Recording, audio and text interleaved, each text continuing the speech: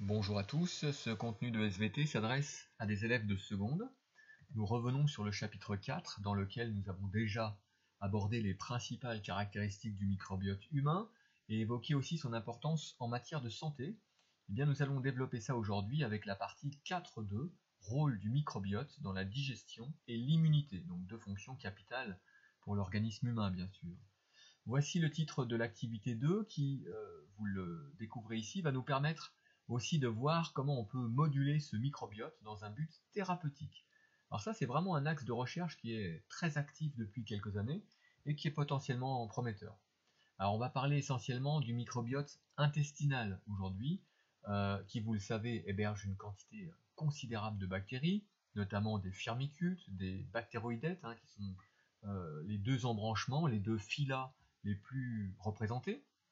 Ces bactéries sont inoffensives, elles se nourrissent des particules alimentaires présentes dans la lumière digestive, et pour bon nombre d'entre elles, elles jouent un rôle bénéfique pour notre santé, et c'est pour ça qu'on parle de symbiose. Alors maintenant, pour pouvoir étudier précisément leur rôle, il faudrait disposer d'un organisme témoin dans lequel il n'y ait pas de microbiote. Alors encore mieux, un organisme dans lequel on pourrait introduire de manière contrôlée un microbiote et en analyser les répercussions. Alors pas facile à faire avec des humains pour des raisons éthiques déjà, pour des raisons techniques, médicales, etc. Donc en recherche, on ne va pas faire ça, bien évidemment. En revanche, on dispose d'un modèle animal. Ce sont ces fameuses souris axéniques que j'ai évoquées dans une précédente vidéo. Xénique, ça veut dire, ça vient du grec xénos, l'étranger, et le préfixe a est privatif, donc c'est ce qui ne contient rien d'étranger. Les souris axéniques ne possèdent donc pas de micro-organismes, elles n'ont pas de microbiote, elles sont nées par césarienne dans des conditions aseptiques, et elles ont ensuite été élevées dans un environnement stérile, dans lequel elles restent confinées de manière totalement stricte. Donc vous réalisez que c'est beaucoup plus contraignant que ce que vous avez pu vivre vous-même. Alors vous le voyez ici, ces pauvres souris sont isolées du reste du monde, elles sont nourries avec des aliments stérilisés, et elles ne sortent jamais de leur cage, qui est hermétique. On les manipule à travers des manchons spécialement conçus pour ça. Alors l'intérêt maintenant, ça va être qu'on va pouvoir transplanter artificiellement un microbiote humain à ces souris qui en sont totalement dépourvues au départ. Je vous ai d'ailleurs déjà montré ce type d'expérience précédemment. Ici, on part de deux catégories d'individus, minces ou obèses. Alors quand on dit mince, ça veut dire avec un indice de masse corporelle considéré comme normal, tandis qu'un individu obèse présente une surcharge pondérale importante. L'OMS établit pour l'IMC c'est l'indice de masse corporelle, un seuil de 30 kg par mètre carré, au-delà duquel on considère qu'on commence à être en situation d'obésité. Bref, l'un ou l'autre de ces deux microbiotes est ensuite transféré dans l'intestin de ces fameuses souris axéniques, que l'on va dénommer MI ou OB, selon si elles ont reçu le microbiote d'un individu mince ou d'un individu obèse. Les souris sont ensuite élevées en groupe, soit homogènes, soit hétérogènes. C'est la situation de coélevage qui est illustrée en bas à droite. Alors quels sont les résultats obtenus? Ils sont présentés dans ces deux documents. Celui de gauche vous donne la variation de masse graisseuse par rapport au début de l'expérience, et on a ici un total de 5 populations de souris. La première, c'est la population témoin, donc des souris axéniques qui n'ont reçu aucune transplantation et qui, vous le voyez, perdent un peu de masse graisseuse, entre 4 et 5%, si on regarde la première colonne. Maintenant, si on introduit un microbiote, eh bien, la masse reste stable, voire même augmente, lorsque le microbiote provient d'une personne obèse. Dernière observation intéressante, les souris qui présentaient une surcharge pondérale voient celle-ci réduire lorsqu'elles sont coélevées avec des souris minces. Donc ça c'est quand même tout à fait étonnant, cette capacité à maigrir juste en étant dans la même cage que d'autres individus.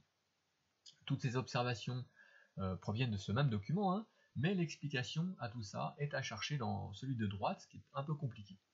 Alors que voit-on?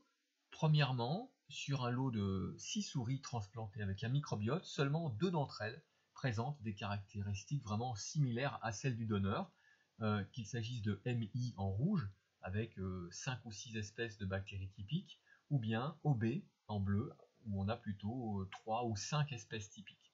Alors, difficile d'expliquer ce résultat. Peut-être que la transplantation n'a pas réussi dans tous les cas, bon, c'est envisageable. Maintenant, la chose qui est vraiment importante ici, c'est ce qui se passe lors du coélevage. Lorsque des souris MI et OB sont mélangées, eh bien on constate alors que ce n'est plus 2 mais 6 souris qui ont un microbiote caractéristique et en plus caractéristique du microbiote mince. Donc il semblerait qu'il y ait eu contamination, échange de bactéries entre les souris et apparemment les bactéries du microbiote MI l'ont emporté sur celles du microbiote OB.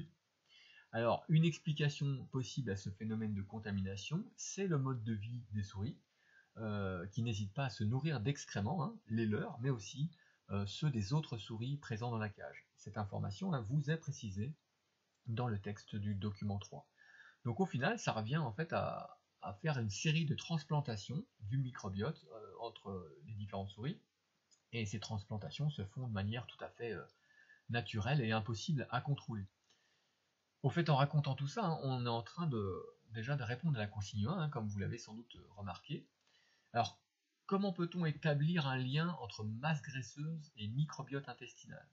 Le document 7 vous donne en partie la réponse. Alors, vous avez ici une représentation schématique de la paroi de l'intestin, avec dans la lumière les nutriments, le microbiote, qui est en contact avec les cellules intestinales, lesquelles sont organisées en un tissu qu'on appelle épithélium.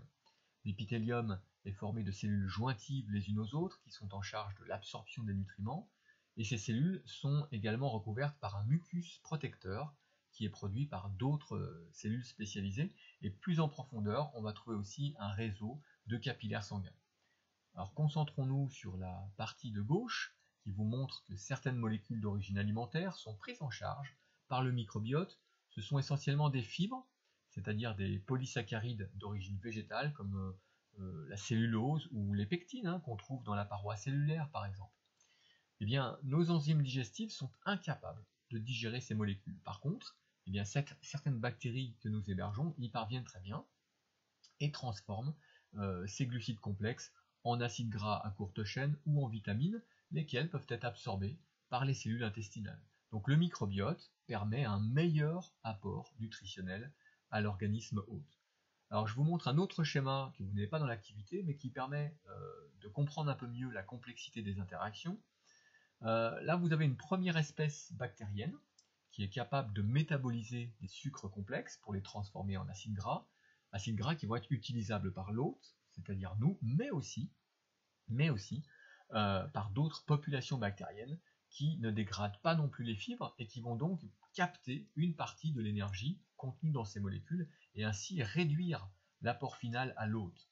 Alors ça illustre, encore une fois, cette notion importante d'équilibre du microbiote, dont les populations interagissent entre elles, entrent en compétition parfois, ou alors au contraire coopèrent et coexistent au sein de cet écosystème complexe. Dans l'exemple qui est montré ici, vous voyez que l'apport nutritif est régulé de manière quantitative, mais aussi qualitative, puisque l'espèce numéro 2 produit à partir des acides gras d'autres molécules utiles pour l'hôte. Donc au final, bien sûr, tout ça va avoir un effet sur la masse corporelle et plus généralement sur la santé.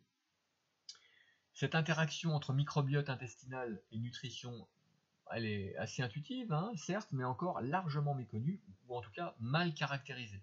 Il reste ainsi beaucoup de questions à élucider, et c'est vraiment un domaine de recherche très actuel, comme je vous le disais. Et justement, je vous propose d'écouter ce scientifique qui va vous en dire 2 mots, comme ça nous permettra aussi de faire une petite pause avant d'aborder la consigne 2 qui arrive juste après dans une autre vidéo.